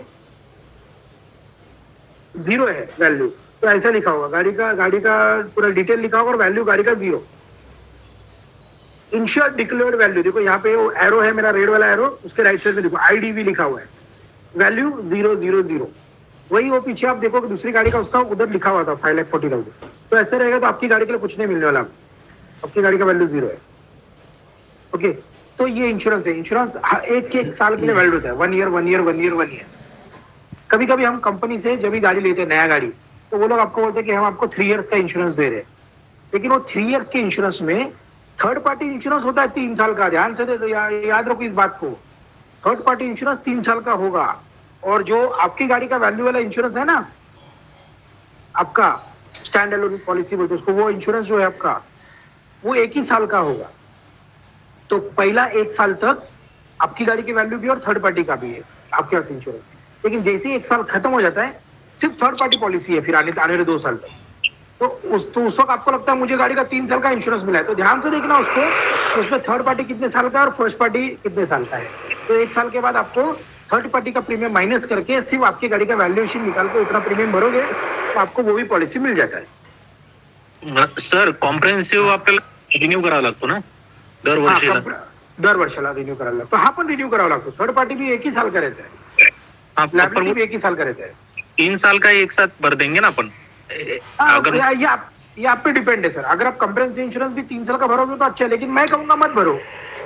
ओके, अभी मैं आपको सजेस्ट करूंगा क्यों देने का। अगर मैं 1 साल तक दे रहा हूँ, 1 साल तक मैं पेमेंट दे रहा हूँ, उसको दे रहा हूँ, तो मेरा 1 साल का मुझे मिल गया, लेकिन मैं क्या करूंगा, मेरा इंश्योरेंस खत्म होने के 1 महीने पहले मैं रिन्यू कर लूंगा। आने वाले 1 साल तक मैं 3 साल का पैसा उसको अभी से क्यों दूं? अगर मेरे गाड़ी का इंश्योरेंस का वैल्यू मुझे 15,000 रुपए पे करना है, 15,000 मेरे गाड़ी का इंश्योरेंस पे करना है, तो मैं आज के डेट में उसको 45,000 दूंगा, तो वो 3 साल तक इस्तेमाल कर रहा है मेरा पैसा विदाउट एनी इंटरेस्ट। बराबर राइट। तो मैं मेरा 30,000 बचाऊंगा ना। अगर मुझे ऐसा लगा अगले साल कि इसने मुझे इंश्योरेंस क्लेम देते वक्त मुझे बहुत तकलीफ हुआ था, ये कंपनी ने मुझे प्रॉपर सर्विस नहीं दिया, तो मैं कंपनी चेंज कर सकता हूँ अगले साल। अगर आपने अभी 3 साल का ले लिया तो आप तो उसके साथ बाइंड हो गए 3 साल के लिए। बराबर राइट। हाँ, इसलिए मैं ऐसा सजेस्ट करूंगा कि मत लो, 1 ही साल का लो। अगर 1 साल तक मेरी गाड़ी का कोई एक्सीडेंट नहीं होता है तो मुझे आगे मिलके नो क्लेम डिस्काउंट मिलता है, नो क्लेम बोनस कहते हैं उसको, या नो क्लेम डिस्काउंट, कि मैंने पिछले साल में कोई क्लेम नहीं किया, इसलिए मुझे अगले साल मेरा जो प्रीमियम है, फर्स्ट पार्टी प्रीमियम, उस प्रीमियम में मुझे डिस्काउंट मिलने वाला है। वो डिस्काउंट कितना रहता है? तो डिस्काउंट जो रहता है पहला साल मिलेगा 20% डिस्काउंट। तो जो भी आपका वैल्यूएशन का अमाउंट आएगा उसमें आपको 20% डिस्काउंट मिलेगा। सेकेंड ईयर में भी मैंने कोई एक्सीडेंट नहीं किया तो वो मुझे 5% से बढ़ के मिलेगा। फिर नेक्स्ट ईयर मुझे 25% डिस्काउंट मिलेगा। थर्ड ईयर भी कोई एक्सीडेंट नहीं हुआ तो 5% बढ़ेगा, 30%, 35%, 40, 45 और लास्ट में 50%। तो 50% में फ्रीज हो जाता है वो। अगर पिछले 5 साल में मैंने गाड़ी का कोई एक्सीडेंट ही नहीं किया हुआ है, मैंने कोई क्लेम ही नहीं किया, तो मुझे जब भी मैं फर्स्ट पार्टी इंश्योरेंस निकालूंगा तो मुझे 50% डिस्काउंट मिलेगा प्रीमियम में। ओके, अगर सेम ले रहा हूँ तो अभी क्लेम नहीं लिया है तो हाँ, अगर मैं सेम कंपनी को नहीं, कंपनी चेंज कर सकते हो। मैंने पहले एक टाटा का इंश्योरेंस लिया था, अब मैं कोई न्यू इंडिया का इंश्योरेंस ले रहा हूँ, लेकिन मेरा वो जो नो क्लेम बोनस है ना, वो मेरा उधर कैरी फॉरवर्ड हो जाता है। ओके, कंपनी टू कवर हो जाएगा, होता है, लेकिन 2 कंडीशन है। पहला क्लेम नहीं होना चाहिए और दूसरा इंश्योरेंस खत्म होने के 3 महीने के अंदर ही आपको दूसरा इंश्योरेंस निकालना है, उसको रिन्यू करना है। अगर 90 डेज पार हो जाते हैं तो आपका नो क्लेम डिस्काउंट जो है वो वैलिड नहीं है। वैलिड नहीं। ओके, हाँ, yes, thank you. Thank you. Yes, ऐसे सवाल पूछोगे तो आपको जवाब मिलेंगे। ओके, ठीक है। सुजीत सर, एक और हाँ। पॉइंट उसमें, हाँ, ये अभी कंपनी क्या करते हैं कि 3 साल का थर्ड पार्टी देते हैं, पहले साल का कॉम्प्रिहेंसिव। हाँ, अगर दूसरे साल में मुझे सिर्फ कॉम्प्रिहेंसिव चेंज करना है दूसरी कंपनी के साथ, जैसे अभी हाँ। रिलायंस का लिया है मैंने, सिर्फ कॉम्प्रिहेंसिव मुझे दूसरे इसमें जानना है जैसे एक्को में, तो हाँ। वो भी केस वैलिड है ना? तो उस केस में हाँ, मेरा yes, दोनों प्रीमियम yes। चालू रहेगा। हाँ, चलेगा। उसमें आपको स्टैंड अलोन पॉलिसी मिलता है, स्टैंड अलोन पॉलिसी, जिसमें सिर्फ आपकी गाड़ी का वैल्यूएशन निकलता है और आपका प्रीमियम आपको पे करना है। आप कंपनी चेंज कर सकते हो। ऐसा हो सकता है कि आपका पहला जो था वो टाटा एआईजी का था, अभी जो है आपका रिलायंस का है। चलेगा, नो इशू, चलेगा। अच्छा, लेकिन वो थर्ड पार्टी मेरा फिर भी कंटिन्यू रहेगा उधर टाटा कंटिन्यू रहेगा, कंटिन्यू रहेगा। यस, यस, यस, यस, रहेगा। थर्ड पार्टी मतलब सामने वाले को ही बेनिफिट, उसका जो भी नुकसान हुआ है समझो एक्सीडेंट में, तो अपोजिट पार्टी को ही मिलता है ना? वो उसमें क्या होता है, उसमें जो ड्राइवर है गाड़ी चला रहा है वो, उसका अगर डेथ हो जाता है तो उसके लिए एक सर्टेन अमाउंट है, 2.5 लाख रुपया। हर पैसेंजर के लिए 50,000 रुपया इन केस ऑफ डेथ। अभी देखो, थोड़े दिन पहले एक एक्सीडेंट हुआ ना, अभी कोकन शहर की गाड़ी का एक्सीडेंट हो गया था, तो वो केसेस में ऐसे ही, अभी नहीं क्या बस का एक्सीडेंट भी हुआ है 2-4 दिन पहले। हाँ, एक बस का एक्सीडेंट हुआ है। हाँ, तो ऐसे केसेस में उसका जो थर्ड पार्टी इंश्योरेंस है उसमें से उन लोगों को कंपनसेशन मिलेगा। ये जो है, ये गवर्नमेंट, ये जो पैसा है इंश्योरेंस का, वो इंश्योरेंस मिलता है उन लोगों को। इसमें ऐसा भी है कि समझो एक आदमी है जो रात को रास्ता क्रॉस करते, उसको कोई गाड़ी ने उड़ा दिया, ठोक दिया और भाग गई। वो गाड़ी वाला तो भाग गया, पता ही नहीं चला इसको किसने मार दिया। एक्सीडेंट में मारा गया ना वो, रोड एक्सीडेंट में। अगर उसके घर वाले उसके लिए एक्सीडेंट क्लेम करते हैं, उसके लिए कोई क्लेम करते हैं गवर्नमेंट के पास, तो एक्सीडेंट टर्बुलेंट एक्ट के हिसाब से उसको भी इंश्योरेंस मिलेगा। अभी उसको किसने ठोका, क्या ठोका, किसी को पता नहीं, किसकी गलती है पता नहीं, लेकिन उसके नॉमिनीज को उसका कवरेज मिल सकता है इन केस ऑफ डेथ। अगर कोई ड्राइवर गाड़ी चला रहा है और आज जैसा भी एक्सीडेंट हो गया बस का, तो उसके पेरेंट्स को भी मिलेगा, प्लस गवर्नमेंट जो डिक्लेयर करेगी वो अलग, लेकिन इंश्योरेंस से भी मिलेगा उनको। ऐसे भी होता है। ओके, तो इसलिए थर्ड पार्टी उन्होंने मैंडेटरी बोला है typical. But in case of no death, समझो व्हीकल का ही नुकसान हुआ है सामने वाले को, हाँ, तो उसमें फिर वो बहुत लंबा चौड़ा प्रोसीजर है। अगर एक्सीडेंट हुआ है तो पहले पुलिस कंप्लेंट होगा, फिर उसके बाद में पंचनामा होगा, कितना एक्सीडेंट हुआ है। सामने वाला अगर अपनी इंश्योरेंस में से भर रहा है तो नो इशू, उसके बाद अगर फर्स्ट पार्टी तो वो अपने इंश्योरेंस में करवा लेगा। लेकिन अगर वो ऐसा नहीं करता, वो आप पे ही थोप रहा है, तो ये कोर्ट में जाएगा केस। कोर्ट डिसाइड करेगा कि गलती किसका है, आपका गलती है क्या, उसका गलती है क्या, फिर ये पैसा कौन पे करेगा, इंश्योरेंस कंपनी कितना करेगी, आप कितना करोगे, वो कोर्ट डिसाइड करेगा। वो कोर्ट में केस चलते रहता है, वो काफी लंबा चौड़ा प्रोसेस है। अच्छा, ओके। हाँ, व्हीकल चलते हुए थर्ड पार्टी एटलीस्ट मैंडेटरी है, मतलब होना ही कितने साल चाहिए। भी अपना। बिना थर्ड पार्टी के आप रास्ते में गाड़ी निकाल ही नहीं सकते।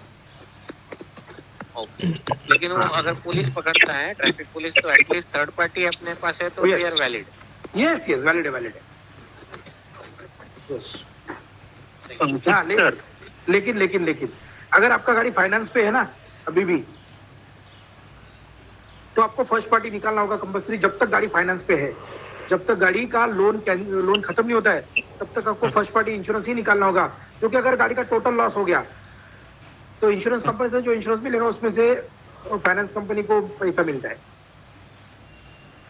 ओके। हाँ, आप कुछ पूछ रहे थे, बताइए। अगर कुछ सीरियस इंजर्ड हुआ, सपोज हाँ। उसका फ्रैक्चर हो गया या पाव फ्रैक्चर हो गया, तो उस केस में भी मिलता है बेनिफिट सामने वाले को? हाँ, ओके, यस, मिलता है, लेकिन वो फिर वो कोर्ट डिसाइड करना कितना मिलना चाहिए।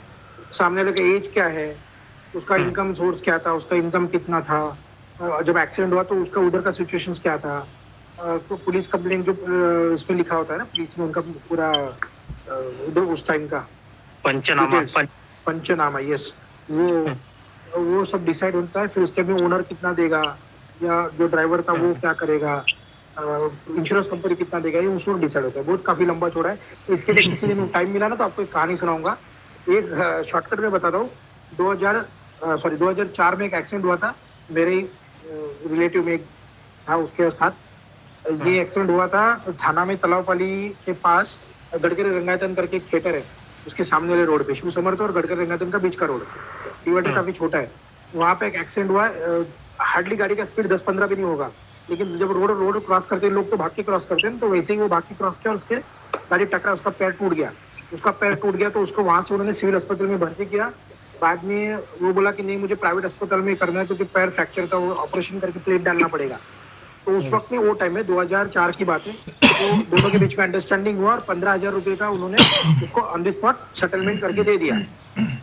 वो आदमी वहां से एम्बुलेंस करके बोरोली चला गया, बोरोली में रहता था आदमी। और 4 महीने के बाद में पुलिस स्टेशन में से फोन आया कि आपके नाम पे FIR दर्ज हुआ है, आपको यहाँ पे आना है। तो वो आदमी उधर गया पुलिस स्टेशन में, तो पता चला कि ये जो आदमी का एक्सीडेंट हुआ था 4 महीने पहले, उसने 3 लाख का क्लेम उसके ऊपर डाला हुआ है, केस डाला 3 लाख के क्लेम के लिए, क्योंकि उसका फ्रैक्चर होने के पिछले 3 महीने से वो घर पे था, उसका जो नौकरी का जो पगार का जो नुकसान हुआ इसलिए उसने 3 लाख का क्लेम डाला है। उस वक्त फिर वो ड्राइवर को पुलिस कोर्ट में लेके गई, पुलिस ने अच्छा सपोर्ट किया।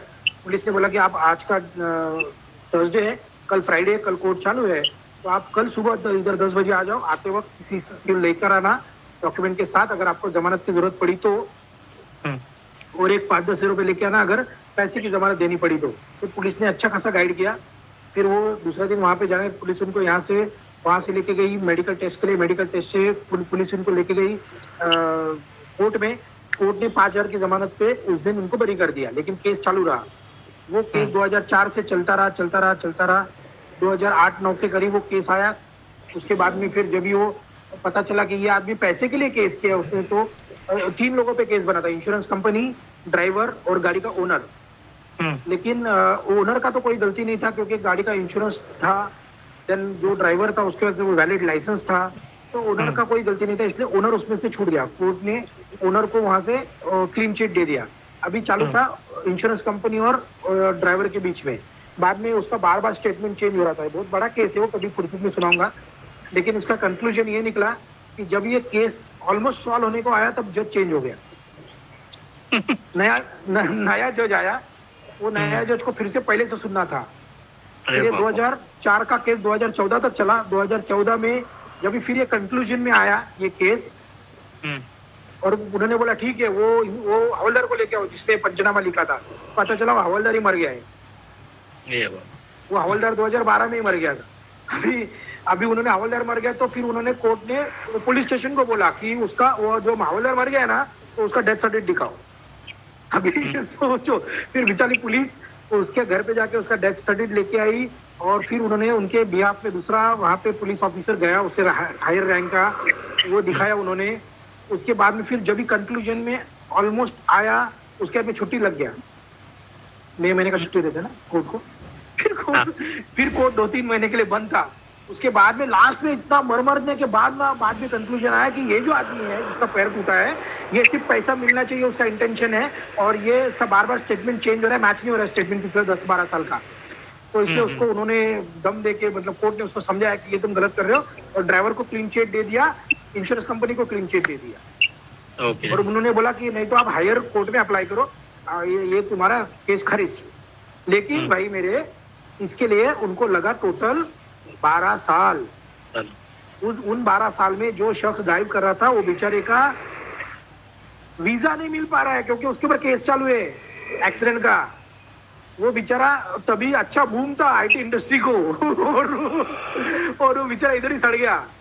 हर 6 महीने में 5 महीने में केस को जाना पड़ता था, हर 6 महीने 5 महीने। हर बार जाएगा तो कभी वकील 1500-2000 ले लेता था, कभी अंदर का क्लर्क फाइल आगे पीछे करने के लिए 1000-1200 ले लेता था। ऐसा करते करते इस आदमी का 70-80 हजार रुपया खर्चा हो गया उस केस में। बाद में ऐसा कंक्लूजन है। तो लोगों से संभल कर चलो मेरे भाई, पेडेस्ट्रियन को जाने दो। आपको कभी कभी ऐसा लगता है पेडेस्ट्रियन बीच में आएगा तो हमको गुस्सा से मरना है क्या मेरी गाड़ी के नीचे, ऐसा हम लोग बोलते हैं। ऐसा कुछ मत करो भाई, जाने दो उसको। आपको ये तकलीफ से बचना है, ना। आपको कितना दिन छुट्टी देगा आपके ऑफिस वाले, आपको कितना दिन छुट्टी देंगे, तो आपको ये तकलीफ से बचना है भाई। पेडेस्ट्रियन को पहले प्रेफरेंस दो भाई, तू जा आगे। Okay sorry. क्योंकि मुझे इतना स्ट्रेस क्यों हो रहा है, क्योंकि मैं देखा है ना वो चीजें, मेरा रिलेटिव के साथ हुआ ये चीजें, मैं भी खुद घूम रहा था उसके साथ। ओके सॉरी, आप में से कोई वकील है तो बुरा लगेगा आपको। नहीं, these are true cases. नहीं, ऐसा होता ही है, मतलब होता है, गलती होता है, किसी का yes. होता है और भुगतना किसी को पड़ता है, यस एकदम है। Yes yes yes. हेलो, कोई कुछ बोल रहा हेलो, था प्लीज? सर। हाँ सर बोलिए। हाँ सर। अच्छा, तो ये सिचुएशन में जो आप बोल रहे थे, जो केस आपने बताया, तो यूजुअली इसमें सेटलमेंट करना सेंस नहीं बनता ना, कहने का मतलब go through the settlement procedure. Yes sir, उसमें 2 ऑप्शन दिए थे। एक है ना, लोक अदालत में जाके सेटलमेंट करो, मतलब डायरेक्ट वो सामने वाला कितना मांग रहा है, भाई तेरे को 2 लाख मिलते हैं, मैं 50,000 दे सकता है, ऐसा गवर्नमेंट उधर जाके सेटलमेंट करो, केस मिटाओ, तो केस मिट जाता है। म्यूचुअल अंडरस्टैंडिंग में केस मिट सकता है। वकील ने ऑप्शन दिया था, लेकिन सामने वाला बहुत ही अड़ियल था। पर सर, ये थर्ड पार्टी में जब इंश्योरेंस कवर रहता है तो हाँ। सेटलमेंट का क्यों जरूरत है, कहने का मतलब? तो वही तो, अभी अभी कवर तो है ना। हाँ, लेकिन ये केस में क्या होता है, कोर्ट डिसाइड करेगा ना गलती किसका है। अगर वो गलती ड्राइवर का निकलता और ये आदमी एक सच्चा उसके लिए विक्टिम है, जिसका पैर टूटा हुआ है, इसको कंपनसेशन मिलना चाहिए, ऐसा अगर कोर्ट को लगता, फिर कोर्ट डिसीजन देता था कि आप दो 50,000 रुपया और इंश्योरेंस कंपनी देगी 50,000 रुपया, ऐसा वो डिसाइड करते थे कि कितना पैसा देना है, या आप 2 1 लाख वो देख लो। ओनर भी उतना ही जिम्मेदार है या ड्राइवर भी उतना ही जिम्मेदार है जितना इंश्योरेंस कंपनी है। तो इंश्योरेंस कंपनी क्या करती है ऐसे टाइम में, अपना पल्लू झाड़ लेती है, अब खुद को निकालने का कोशिश करती है उसमें से। ये बात समझो, हाँ ये बात समझो। हमेशा इंश्योरेंस का प्रीमियम लेते वक्त तो बड़ी बड़ी बातें करेंगे, आपको इंश्योरेंस बेचते हो बड़ी बड़ी बातें करेंगे, देने का टाइम आता है ना भाई, तो फिर मजा आता है। तो हर कोई उसको कैसे बचाएगा ये देखता है हर कंपनी। Okay. और सर, नई गाड़ी में अगर आप जब ये अब तो कंपलसरी हो गया आरटीओ का, विच इज 1+3 या 1+4, राइट? नई गाड़ी लेते हो तो उसमें फर्स्ट ईयर तो 1+3, तो फर्स्ट ईयर तो फर्स्ट पार्टी है, जैसे आपने बोला फाइनेंसिंग है, तो आपको एवरी ईयर फर्स्ट पार्टी तो रिन्यू कराना ही है। यस, जब तक आपका फाइनेंसिंग खत्म नहीं होता है तब तक। Yes yes. और वो थर्ड पार्टी तो एनीवे 3 साल का तो है ही है, which is remaining 3 years after the first year, तो वो रहेगा, राइट? तो उसको रिन्यू करवाने की जरूरत नहीं, बट फर्स्ट पार्टी करवाना बहुत जरूरी है till the time it is in the financial, अगर फाइनेंस जब तक है तब तक। बराबर बराबर, ठीक है। Yes okay. अगर आपको कभी गाड़ी का इंश्योरेंस वगैरह निकालना है, दिक्कत आ रही है, तो मुझे कॉल करो, हम करते हो काम। Okay okay okay. अच्छा, अभी देखो ये नेक्स्ट है PUC, certificate of pollution under control. गाड़ी के अंदर से carbon monoxide, hydrocarbon, ppm matters, suit वगैरह, ऐसे बहुत सारे मैटर्स निकलते हैं, तो इसके ऊपर कंट्रोल होना चाहिए। तो लोग क्या करेंगे, मिक्स फ्यूल चलाएंगे, पेट्रोल में नेफ्थलीन ज्यादा ऐड करेंगे, या डीजल में केरोसिन डाल के गाड़ी चलाएंगे, खुद का तो प्रॉफिट होएगा, खुद का पैसा बचाने के लिए एनवायरमेंट को डैमेज करेंगे। तो ऐसा नहीं होना चाहिए। आपके गाड़ी का मेंटेनेंस प्रॉपर करना चाहिए, आपकी गाड़ी से इंजन में से पॉल्यूशन कम निकलना चाहिए, ये सारी बातें होनी चाहिए। तो इसलिए गवर्नमेंट टाइम टू टाइम क्या कर रही है कि इंजन में भी इंप्रूवमेंट लाने के लिए मैन्युफैक्चरर्स को फोर्स कर रही है। फॉर एग्जाम्पल, पहले था यूरो 1 यूरो 2, बाद में भारत स्टेज नॉर्म हो, BS1 BS3, Bharat stage compete कर रहा है यूरो के साथ। अभी आपने देखा कि यूरो 6 की गाड़ी आप इस्तेमाल कर रहे हो, यूरो 4 से हम लोग ने अपना BS6, भारत 4 से हम लोग ने डायरेक्ट भारत 6 पे आ गए। तो ये इमिशन नॉर्म स्टैंडर्ड है। मैन्युफैक्चरर को बताया गया कि आप ऐसे इंजन डिजाइन करो जिससे कम से कम पॉल्यूशन हो। तो कितना होना चाहिए, उन्होंने उनको गवर्नमेंट उनको डायरेक्टिव देती कि इतना इतना आपको करना है, तो वो इस सबसे उसमें चेंजेस करते हैं। अभी तो हम लोग आगे और बात कर रहे हैं, यूरो 7 की बात कर रहे हैं अभी। ओके, तो आपकी गाड़ी से पॉल्यूशन, उसके बाद कंपनी ने तो अपना काम कर दिया, इंजन बना के गवर्नमेंट को दिखा दिया कि इसका पॉल्यूशन कम है, और उन्होंने लॉन्च कर दिया। अब इसके बाद आपकी काम है कि आप गाड़ी खरीदनी है उसको मेंटेन रखो। अगर आपका गाड़ी आप मेंटेन नहीं रखते और उसके अंदर से पॉल्यूशन होता है, तो इसके लिए आपको फाइन लगेगा। इसलिए ये पॉल्यूशन टेस्ट है एवरी आफ्टर 6 मंथ। नया गाड़ी रहेगा तो पहले 6 महीना जरूरत नहीं है का, नया गाड़ी को आपको पहले 6 महीना तक पीयूसी सर्टिफिकेट का जरूरत नहीं है, लेकिन आगे वाले 6 महीने, जैसे ही 6 महीना खत्म होता है पीयूसी निकालो। कितने में मिलता है? कार का मिलेगा आपको 100 रुपए के आसपास। देखो यहाँ पे तो कीमत भी लिखा होता है, जी 125 रुपया। ओके, तो कार का रहेगा तो 100 रुपये 125 रुपये रहेगा, 2 व्हीलर का रहेगा तो 50 से 80 रुपये के आसपास रहेगा। तो पीयूसी निकालो, 6 महीने के लिए चलता है, खत्म होने से पहले फिर एक बार निकालो नया पीयूसी, हर 6 महीने पीयूसी निकालो। पीयूसी नहीं रहेगा तो फाइन हुआ आपको। आपके पास पीयूसी है फिर भी आपको फाइन हो सकता है। क्यों फाइन होगा? क्योंकि आपने गाड़ी को मेंटेन नहीं रखा है। आपके पास ये सर्टिफिकेट है कि नॉन पॉल्यूटेड व्हीकल, लेकिन पीयूसी निकालने के बाद भी अगर उसमें से पॉल्यूशन हो रहा है तो ये जिम्मेदारी आपकी है, पीयूसी वाले की नहीं है। वो तो बोलेगा कि मैंने ये जो वैल्यू लिखा हुआ है ना, ये वैल्यू मैंने चेक किया तभी का है। देखो कार्बन मोनोऑक्साइड, हाइड्रोकार्बन, ये जो पीपीएम मैटर्स जो है, ये तभी का वैल्यू है जब मैंने चेक किया। उसके बाद आपने गाड़ी को चलाया है, आपने गाड़ी में फ्यूलिंग किया है, तो ये आपका काम है। तो इसलिए ये आपकी जिम्मेदारी है कि बाद में भी गाड़ी मेंटेन रहे 6 महीने तक। ओके, ठीक है।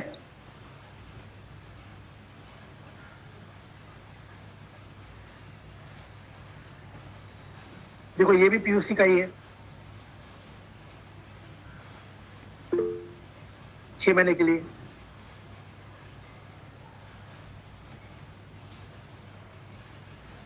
ठीक है, यहाँ तक क्लियर सबको? यस। हाँ ओके, क्लियर है। अभी ये मैंने पीयूसी वाले जो टोल नाके के आगे जो व्हीकल वगैरह खड़ा करके रखते हैं ना पीयूसी, उधर हाँ। उधर से करना सही है क्या? कि ठीक है, अभी सब लोगों को ना वो ऑनलाइन हो गया अभी पीयूसी, तो ये सारे लोग सर्वर के साथ कनेक्टेड है, उनको अपना एक पासवर्ड आईडी है, उधर से करो चलेगा, नो इशू। करो, कोई कहीं से भी करो, जहां पर भी आपको मिलेगा वैसे कर लो। जैसे आपकी गाड़ी का नंबर डालेगा पूरा डिटेल्स आ जाता है उनके इसमें डेटा में। ये देखिए आप ना यहाँ पर, ये मेरा स्क्रीन के ऊपर मेरा मोबाइल का एक स्क्रीनशॉट मैंने लिया था, उसमें टॉप में, लेफ्ट टॉप में देखना आप ध्यान से, Maharashtra traffic police app, Maharashtra traffic app करके दिख रहा है आपको? यस। स्टार। हाँ ओके, ये एक ऐप है, मैं ये आपको दिखाने जा रहा हूँ, तो इग्नोर करना, मेरा कुछ यहाँ पे पर्सनल है तो ऐप्स वगैरह, लेकिन मैं आपको वो ऐप मेरे मोबाइल में दिखा रहा हूँ क्योंकि मैं स्क्रीन शेयर किया हुआ है ना, इसके बाद ये होगा महाराष्ट्र ऐप। ये देखो यहाँ पर है, नीचे से थर्ड रो देखो, 1 2 3 दिख रहा है आपको? यस। ये मैजिक हाँ, ब्रिक दिख और गया। महावितरण के बीच में है, देखो महाराष्ट्र ट्रैफिक ऐप करके है। हाँ, ये ऐप आप भी डाउनलोड करो। मैं इसको खोल रहा हूँ, देखिएगा आपको, देखो ये सिर्फ मुंबई के लिए है, लेकिन इसमें आपकी गाड़ी का बहुत सारा पता चलेगा।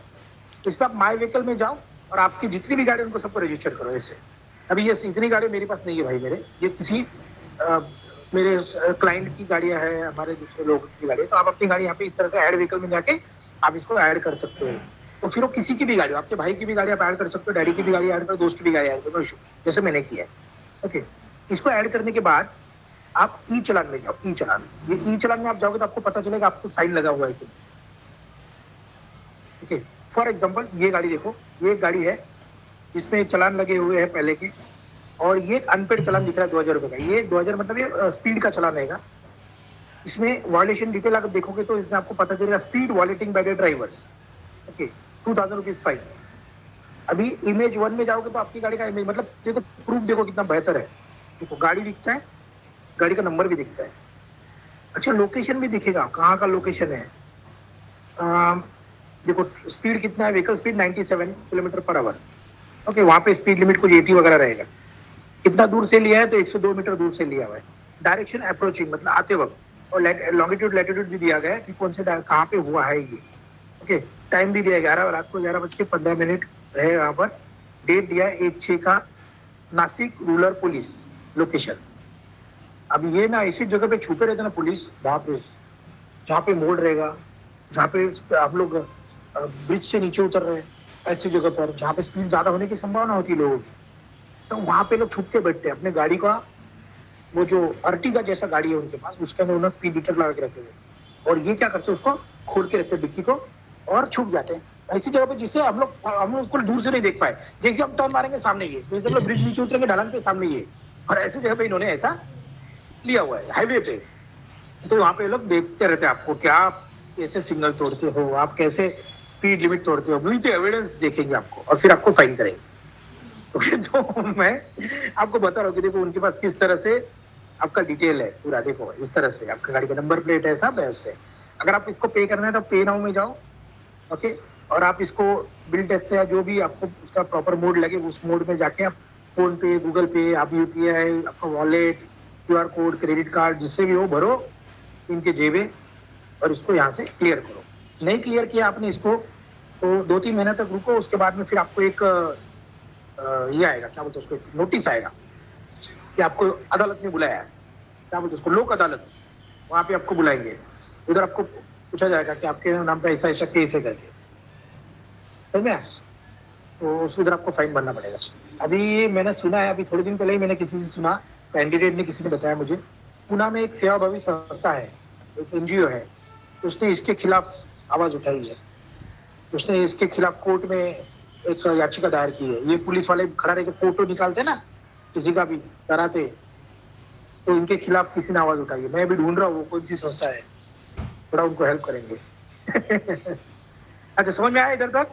ये आप डाउनलोड, अच्छा सॉरी रुको जरा, इसमें एक बात और बतानी है आपको। आपका फाइन तो पता चल जाए, इसमें इंफॉर्मेशन है, देखो इंफॉर्मेशन, ये इंफॉर्मेशन में जाके फाइन में क्लिक करोगे ना आप, तो मुझे सवाल पूछने की जरूरत नहीं है, यहाँ पे मिल जाएगा आपको। ड्राइविंग विदाउट लाइसेंस 5,000 रुपये फाइन, लाइसेंस डिस्क्वालिफाइड ड्राइवर, अगर आपका लाइसेंस डिस्क्वालिफाइड हो गया किसी वजह से और फिर भी आप ड्राइव कर रहे हो। अभी थोड़े दिन पहले की बात है, यहाँ पर एक इंक्वायरी के लिए आया मेरे पास एक कैंडिडेट 10-15 दिन पहले, उनको लाइसेंस, उन्होंने बोले मेरा लाइसेंस मेरे को रिन्यू करना है। मैंने बोला दिखाओ लाइसेंस, तो उनके पास कलर जेरोक्स था, लैमिनेट किया। मैंने बोला ओरिजिनल, तो बोलते नहीं। फिर उन्होंने जरा थोड़ा फोर्स करने के बाद बताया कि उनका लाइसेंस एक्सपायर हो गया है और एक्सपायर लाइसेंस भी वो ड्राइव कर रहे थे। तभी उनको वाशी पुलिस ने, अपना वाशी आरटीओ ने जो है उनका ड्राइव चल रहा था, उन्होंने पकड़ा उनको और उनका लाइसेंस 3 महीने के लिए सस्पेंड कर दिया है। अभी 3 महीना वो गाड़ी ही नहीं चला सकते, ना 2 व्हीलर ना 4 व्हीलर। इन बिटवीन अगर वो कोई गाड़ी ड्राइव करते हुए पकड़े गए तो उनको ये 10,000 रुपये फाइन लगेगा और प्लस उनका लाइसेंस और 6 महीने के लिए, 1 साल के लिए डिस्क्वालीफाई हो जाएगा। तो ये डिस्क्वालिफाइड लाइसेंस ड्राइविंग है। Okay, driving without valid licence, driving without L board, अगर आप लर्नर लाइसेंस है तो 1500 रुपये, 500 से 1500 फाइन है। देखो इतना सब फाइन यहाँ पे लिखा हुआ है, तो आप इसको पढ़ सकते हो और थोड़ा डर सकते हो या किसी को डरा सकते हो। तो इस तरह से यहाँ पे सारा फाइन है और बस इतना ही है इसमें। तो ये ऐप आप डाउनलोड करो, काफी यूजफुल है। मैं किसी का ऐड नहीं कर रहा हूँ, लेकिन अच्छा है आपके इंफॉर्मेशन के लिए। ठीक है, यहाँ तक क्लियर सबको? ऐप ऑथेंटिक है, ये कैसे समझेगा? क्या ये प्ले स्टोर देखो क्या, ये ना उन्होंने मुंबई ट्रैफिक पुलिस जो है ना, उन्होंने दिया हुआ ऐप है, उनका है ये ऐप। तो इसमें ना ग्रीवेंस में भी है कि अगर आपको, आप मुंबई से हो तो ये लोग ले रहे हैं ग्रीवेंस, लेकिन बाहर से नहीं ले रहे। इसमें सिविलियन रिपोर्ट भी है, इसमें वायलेशन रिपोर्ट। अगर आप किसी को ट्रिपल सीट जाता हुआ देख रहे हो तो इसमें आप जाके उसका फोटो डाल सकते हो। देखो ये ट्रिपल सीट, हेलमेट नहीं पहना है, उसका फोटो लोड करोगे ना तो उनके ऊपर एक्शन लिया जाएगा, आपका ये जो दिया हुआ इन्फॉर्मेशन से। तो मैंने क्या किया, आपको दिखाने के लिए किया, मैंने सिर्फ इसलिए किया कि मुझे फाइन भरना होता है ना गाड़ियों का। अभी हमारी ड्राइविंग स्कूल की व्हीकल्स है, ये चलाते चलाते कभी कभी वो सिग्नल बंद हो जाता है, मेरे ट्रेनर थोड़ा आगे निकल जाते हैं या फिर गड़बड़ हो जाता है, पीछे वाला हार्न मारता है, तकलीफ होती है, कभी कभी गलतियां होती है हमारे लोगों से भी। तो उस वक्त फाइन भरने के लिए किधर जाऊं मैं? तो फिर मैं ई चालान में जाके यहाँ से फाइन भर सकता हूँ, यहाँ से जाके मैं फाइन पे कर सकता हूँ। इसलिए मैंने ऐप डाउनलोड किया। तो ये आप पे डिपेंड है कि आपको ये करना है कि नहीं करना। मैं रिकमेंड नहीं कर रहा हूँ, लेकिन आप यहाँ से चेक कर सकते हो मेरे पे फाइन है कि नहीं, या मुझे फाइन भरना है कि नहीं। ओके ओके हाँ सही है। एक्चुअली उसका एसएमएस भी आता है जब ये फाइन चालान जनरेट होता है ना, लेकिन उसके लिए आपका नंबर रजिस्टर्ड होना चाहिए आरटीओ के रिकॉर्ड में। अभी कई लोगों का जो लोग सोचते हैं ना मुझसे आज तक कुछ हुआ ही नहीं है, उनका नंबर ही रजिस्टर्ड नहीं है उधर। जिस दिन आप किसी काम के लिए आरटीओ में जाओगे उस दिन वो नंबर हम रजिस्टर करेंगे, उसके बाद वो मैसेज आना शुरू हो जाएगा, या आपका नंबर चेंज हो चुका है या पहले ओनर का नंबर है, वो कुछ भी है, तो फिर गड़बड़ होता है। कभी कभी नंबर रजिस्टर्ड ही नहीं होता है, 80% लोगों का नंबर रजिस्टर्ड नहीं है। जिसको आ रहा था मैसेज वो समझो कि आपका नंबर वहां पे रजिस्टर्ड है उस व्हीकल के रिलेटेड। हाँ एक बात सुनो, 18 ईयर्स के नीचे अगर कोई गाड़ी चलाते हुए पकड़ा गया, अब ये रूल तो काफी पहले बना हुआ था लेकिन स्ट्रिक्ट कर दिया, 18 ईयर्स के नीचे अगर कोई गाड़ी चलाते हुए पकड़ा गया है तो फाइन तो होगा भाई उसका, यस फाइन तो होना ही है उसको, प्लस उसके पेरेंट्स को 3 साल का जेल हो सकता है, उसके लिए उसके पेरेंट्स भी जिम्मेदार है, उनके पेरेंट्स को 3 साल का जेल हो सकता है, प्लस उसको उम्र के 25 साल तक लाइसेंस नहीं मिलेगा। वो जो शख्स जो बिलो 18 गाड़ी चला रहा है ना, उसको अप टू जब तक उम्र का 25 साल कंप्लीट नहीं करता तब तो उसको लाइसेंस नहीं मिला, ये भी उसमें डाल रहे। तो प्लीज अपने लोगों, आजू बाजू के लोगों को समझाओ कि कोई अंडर एज है तो ड्राइव मत करो, अपने बच्चों को समझाओ कि अंडर एज है तो ड्राइव मत करो, अपने भाई बहन को समझाओ। ओके ठीक है, थैंक यू वेरी मच। मैं मेरा स्क्रीन ऑफ कर रहा हूँ पहले। ओके, तो ऐसे ही टॉपिक चलेंगे, अगला टॉपिक कुछ और होगा, आप लोग लेफ्ट कर सकते हो, प्लीज लॉग आउट कीजिए। Thank you very much. Thank you. Okay sir, thank you for the session. Thank you sir, thank you thank you sir. Nice day. Thank you ma'am.